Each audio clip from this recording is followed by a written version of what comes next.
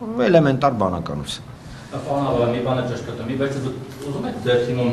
հասկանալ այդ ինչ եղավ, եւ օրինակ քաղաք տեխնոլոգը Վահե Հովհաննիսյանը գլինի թե մեկ ուրիշը, կանչեք իրեն բացատրություն պահանջ ներկայացնել ուզեք իրենից։ Պարոն Մակարյան, ես կարծում եմ, պարոն Մակարյան, ընտրությունները դեռ ցանկի մեջ օրինակ ընտրությունները դեռ վերջնական նույնիսկ չեն էլ ամփոփվել, այսինքն այս պահին մենք բացթողումներ եւ սխալներ քննարկելու ժամանակ դեռ չենք ունեցել, սակայն կարծում եմ ցանկացած քաղաքական ուժ իր արժեվ պետք է դնի այդպիսի խնդիր, վերլուծել թե ինչպիսի բացթողումներ է ունեցել եւ հետագայում օրինակ վերացնի այդպիսի բացթողումները կամ այլևս չկրկնի այդպիսի սխալներ։ Ինչ վերաբերում է գերիների հետ կապված մի շատ կարևոր հանգամանք, նշեմ, ի տարբերություն իշխանական ուժի, որտեղ յուրաքանչյուր ելույթ, որտեղ յուրաքանչյուր խոսք գրաքննության է ենթարկվում, մեզ մոտ այդպիսի գրաքննություն չկա։ Եվ հետևաբար ես օրինակ շատ մարդկային եմ համարվում, երբ Իվետ Ատոնոյանը գերիների անունները հնչեցնելիս հուզված լինելով կարդաց նաև Սուջանի անուն ազգանունը, այդ պահին ամենևին չկենտրոնանալով են հանգամանքի վրա, որ բարեբախտաբար Գևորգ Սուջանը այլևս գերի չէ եւ գտնվում է 5 րոպե հետո Գևորգ Սուջանի անունը ես տվեցի, որ վերադարձել։ Այն վերաբերում է պարոն Հովհաննիսյանին, ինչ վերաբերում է պարոն Հովհաննիսյանին, ինձ համար եւ մեր թիմի համար, բոլորիս համար մեծ պատիվ է ունենալ այն թիմակիցները, որոնք կան, ունենալ այնպիսի ղեկավար, ինչպես է պարոն Ծառուկյանը, ունենալ պարոն Հովհաննիսյանի եւ մեր գործընկերների նման մնացած գործընկերների ներողություն, ասես մի քիչ ժողովրդական լեզվով ասեմ, եւ ես թերևս զարմացած եմ, որ չգիտես ինչու այս կամ այն մեր թիմակցին, փորձում են sense առավել ցույց տալ ինքն ասե կամ ինքը չասե։ Ձեզ մի գաղտնիք բացեմ, ժողովուրդ ջան, դե լավ է, կարելի է բացել։ Բոլոր որոշումները, որոնք տեղի են ունենում քարոզարշավի ընթացքում, բոլոր նարատիվները, բոլոր գործընթացները իրենք պրոդուկտ են թիմի քննարկման եւ իրանք պրոդուկտ են առաջարկ Հայաստանի, չմոռանանք, այդ կոնցեպտի։ Ձեր գործն է իհարկե հարգելի թղթակիցներ, ժուրնալիստներ, գործընկերներ ջան, անել հետևություններ, բայց եւս մեկ անգամ բոլոր ինչ դուք տեսել եք քարոզարշավի ընթացքում եղել է պարոն Ծառուկյանի ղեկավարության ներքո մեր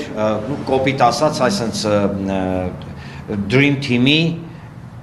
այսպես քննարկման ասալի այլ Քանի որ մի քանի ձայն է պակասում, մի քանի տասնյակ, միջև 60, ճիշտ է։ Հիմա քանի որ 120-ը անջատությամբ ավելանալ ձեր ձայների, կարող եք պնդել, որ դուք արդեն խորհրդարան ունեք։ Մենք կսպասենք անջատությունների վերացմանը, այսինքն սպասենք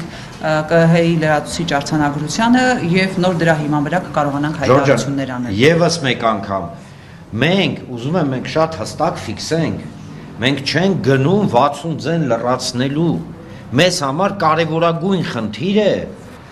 ամեն քաղաքացու քվեին տեր կանգնել, դուս եկեք այդ բա, դուք կգնաք ազգային ժողով, դուս չեք գա,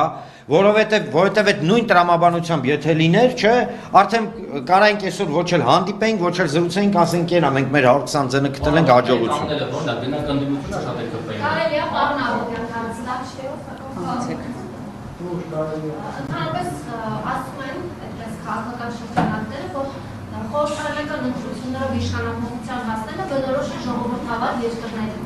Նույն ընդդիմությունը հայտարարում է, որ Հայաստանի Հանրապետությունը այլևս ժողովրդավար երկիր չէ, քանի որ Նիկոլ Փաշինյանի իշխանությամբ բռնաճնշումների են ենթարկվում ընդդիմադիրները, ընտրողները եւ այլն։ Հիմա այս ընտրությունների արդյունքները տեսնելուց հետո ինչ են կանոն, արդյոք խորհրդարանական ընտրություններով հնարավոր է հասնել իշխանափոխության եւ ընդդիմությունը ասում է, որ պլան B ունի։ Ինչ պլան B-ի մասին է խոսքը։ Տեսեք, ես պլան B, G, տենց չեմ քննարկի, ես կարող եմ ասել մի բան, որ բոլոր գործընթացները եւ զարգացումները, որոնց մենք այսօր ականատես ենք, մեր կողմից նույնիսկ ամենավատագույն սցենարներով արդեն իսկ դիտարկվում էին այն գլխից, որովհետև այս իշխանությունից ամեն ինչ սպասելի է, ամեն ինչ, երբ որ երկրի վարչապետը գույնս գույն կեպքով գիշեր 2-ին դուրս է գալի 10%-ը հաշված է, սկսում է իրան հայտարարել, չգիտեմ, հաղթող եւ այլն, ինքը արդեն իսկ առաջացնում է բազմաթիվ հարցեր քաղաքական դաշտի եւ քաղաքական դաշտում խաղացողների առհասարակ adekvatության մասին, բայց այստեղ խնդիրը հետեւյալն է, տեսեք, անցել է ընդամենը ինչքան 12 ժամ, անցել է ընդամենը 12 ժամ եւ խոսքը գնում է թվերի հաշվարկից եւ այլն, հա, եւ թույլ տվեք այս պարագայում մեզ ոչ թե չհայտնել կարծիք, այլ առայժմ ունենալով մեր տեսլականը եւ մեր հետևությունները առայժմ չհնչեցնել, չէ, տեսեք, դուք պահանջում եք հստակ որակավորումներ։ Արդյոք Նիկոլ Փաշինյանի օրոք ընտրությունները բնարավոր է իշխանապետության հասնել։ Տեսեք, յուրաքանչյուր դեպքում ընտրությունների օրոք կամ Նիկոլ Փաշինյանի օրոք հնարավոր է թե չէ,